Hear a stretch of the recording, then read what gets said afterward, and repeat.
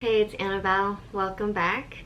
I'm going to chit chat and share some of my goals for the year. At home in California, I drafted this video and I wanted to make a casual chit chat called Brain Dump, where I would jot some notes, and I had this chart and I realized so simply that dividing my binder paper into 12 squares is literally the whole year, and that puts into perspective just how limited our days are. Jotting down basic things I know is going to happen in 2020, such as my graduation in May, where I'm going to be living afterwards, or moving. I know I still struggle with living in the moment, so I want to learn how to do that better. So that jumps into my first goal, which is self-improvement. I think setting goals to begin with is already self-improvement, but also healing. I went to counseling this week for the first time since freshman year of university. My school's counseling just refers you to out of office, so I haven't found a therapist yet, and I'm gonna reach out to a therapist. I was supposed to do this in the fall, and I don't know, it just keeps pushing it back.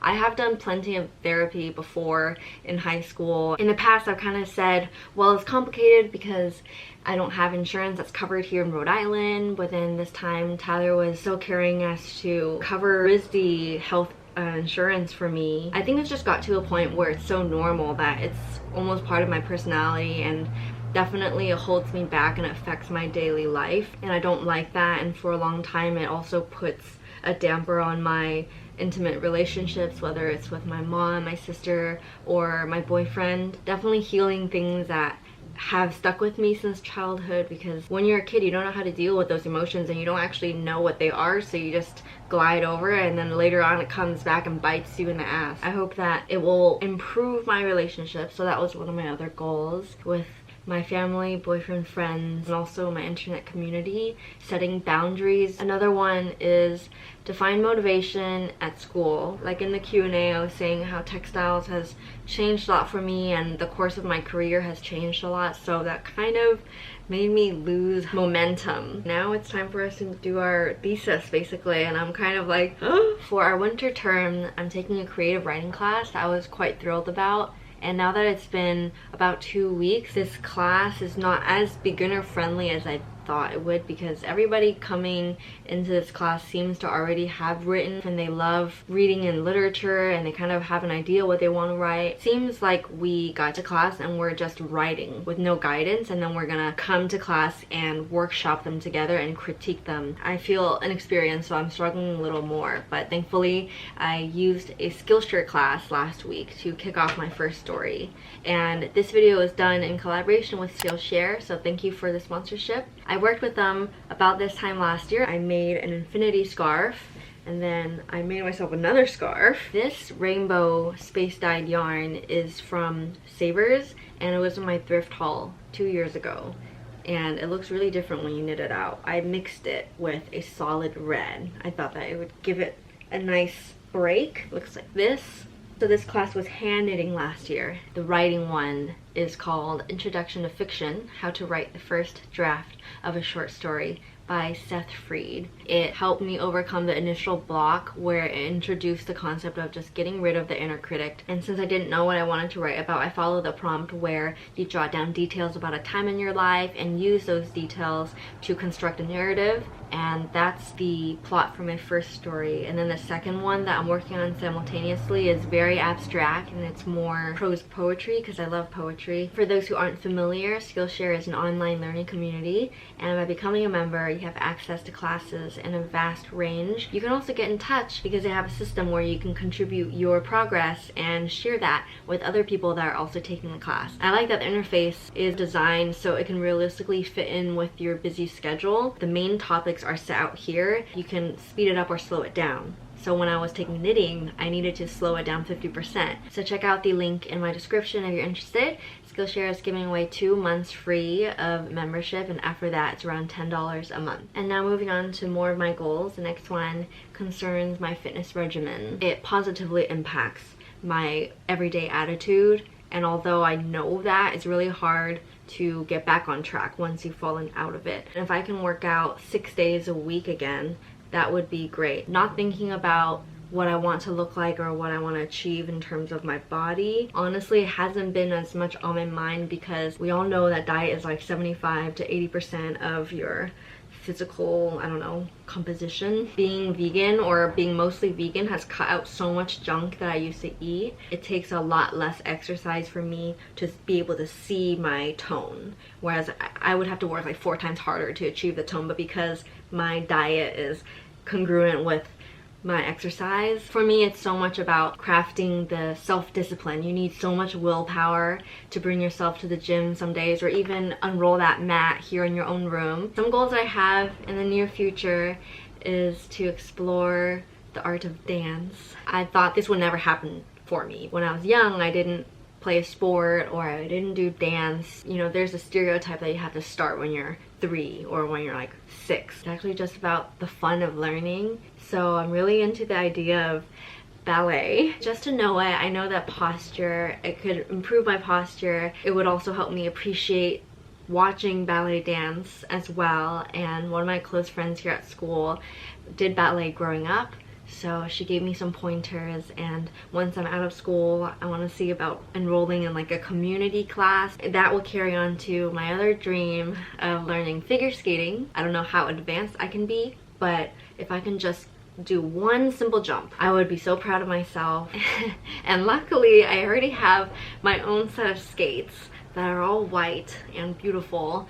We found it in the reuse center back when Tyler used to live in upstate New York. We found it for $5, so I'm gonna pay for the blades to get sharpened. So I have a lot of physical goals at the moment. I think partially it's because I'm young right now, so I want to take advantage of that before I can't learn these things when I'm older. It's rewarding to say I want to go after something that I'm not good at, and once I get better, even just a little better, it's because I earned it. Another goal I have is to learn more vegan recipes. I already follow a lot of foodie blogs on Instagram. Many of them are complicated, like 20 ingredients, so I don't really attempt those right now at school. Nowadays, my vegan dinner would just be stir fry, and it would be really fast. It would take me like 15 minutes. Some days it's just what I want, but other days now I'm kind of getting tired of it, and there are definitely a good handful of fast staple vegan recipes that are really good. If you have any, please share them with me below. A lot of the recipes I'm interested in require a food processor or a blender of some sort, and since I don't have that appliance, I am too lazy to attempt the recipes. But Tyler has a Ninja, and he told me that next month he'll let me use it, so he's gonna bring it to Florida where we're gonna meet up. I know I want to try sweet potato, or no, sorry, butternut squash mac and cheese. I've had it at Chloe before. It's a little overpriced for my budget, so I would rather make it from scratch at home. I've always loved cooking, so it's a hobby, and I want to be satisfied. If I spend an hour or two making something, I want it to taste so good. Also baking, of course. I want to make pastries. Granola bars are amazing because I love nuts. For Christmas, I asked for a granola bar press. A few months ago, I bought stuff from the bulk section. I got oats for the granola, and then mini chocolate chips, almonds, some seeds.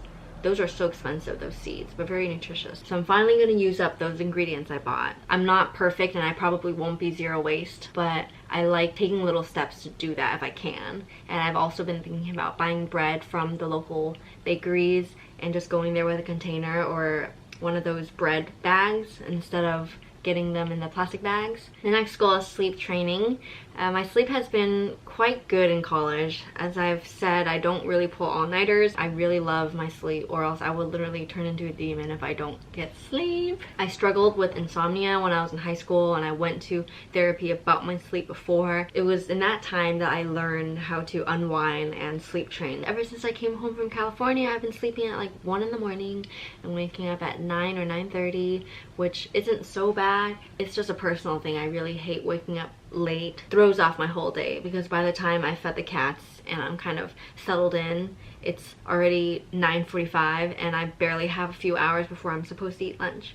So I'm a lot more functional if I can have breakfast around 6 and then get in like 5 hours of work before lunch. Of course, I have like a mini breakfast part 2 around 10. I love getting up around 6. 5 would be perfect. You know, going to bed at 9 or like 8:30, it's kind of hard. Another change I need to integrate is not going on my phone right before bed and not going on it the first thing when I wake up. During that haze where I'm not ready to get up yet, I was so tempted to go on my phone to look at my emails or something, but that always makes me less motivated to start my day on a good note. And then the next one is to read more. I have read a lot more since last year. I started this reading list on my Instagram and I've read like maybe 5, and it's definitely not at the 1 book a month rate that I wanted to. It's kind of like saying showing up is important and just doing it at all. I've started this book called The Power of Habit. It was Tyler's and he left it here, and I finally started reading it just for the sake of reading it, and it's good. I've jotted a lot of notes down, but I'm only 2/3 through, so once I am done I will share. By Charles Duhigg, explaining how habits form, how you can form positive habits.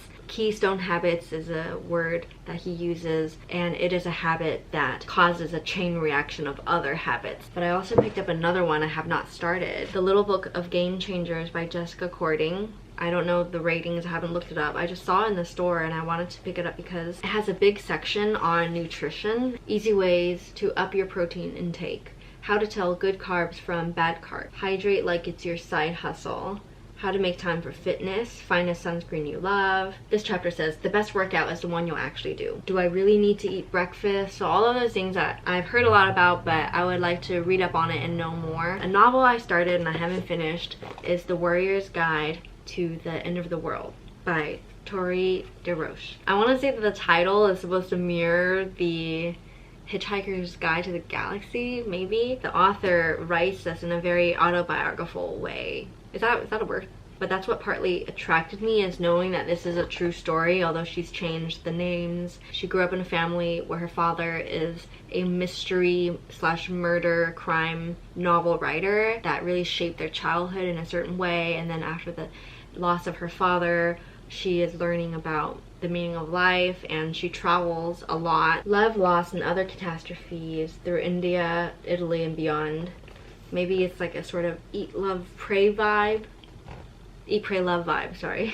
Other novels, I'm going to start Little Women because I've never read it, by Louisa May Alcott, and I promise that I'm going to read it before I see the film. That means I ought to finish it within a month before the theater doesn't have the film anymore. Alright, and for my very last goal that I wrote down is practice gratitude and dedication.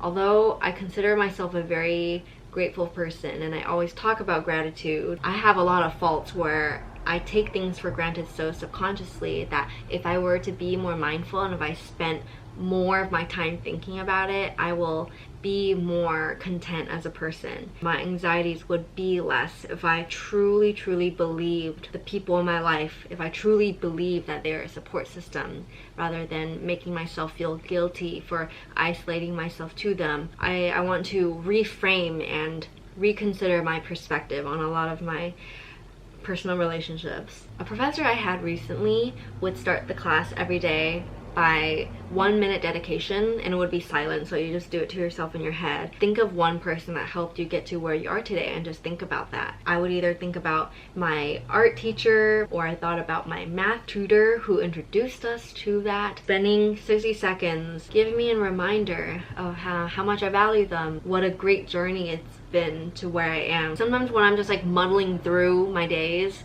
and not really thinking like how I got here, it's easy to have tunnel vision and to only worry about what's stressing me out. Look who decided to visit. And so practicing my gratitude gives me that reminder, pushing me forward to give myself more credit when I truly feel like a failure, or just like I'm not doing enough, or I'm not meeting up to my expectations. I feel like I could have worded that a lot better, but I didn't script this, so I'm a little bit chunky monkey today. Even doing this video and just expressing my thoughts candidly is a step for me. Alright, so those are all my goals. I would love to hear some of yours, or if you share some of them in common with mine. Thank you so much for being here. I will see you soon. Have a great rest of your day or your night. Sending my love. Bye!